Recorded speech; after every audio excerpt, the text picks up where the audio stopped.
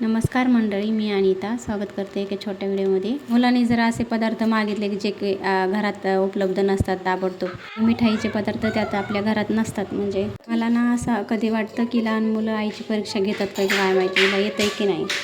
श्री पण कधी कधी इतका हट्ट करतो ना की मला तेच खायचं आणि हेच खायचं।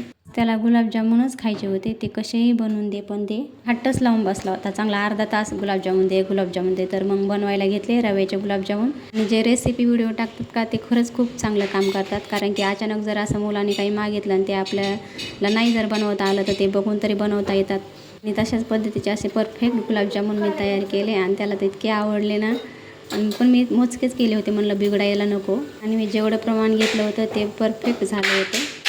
पाक जो आहे तो मी अगोदरच बनवून ठेवला होता आणि त्यानंतर थोडा म्हणजे गरम केला आणि त्यात गुलाबजामुन टाकले। कुठे बाळा तू? कुठे तू? तू तिकं आहे का तू?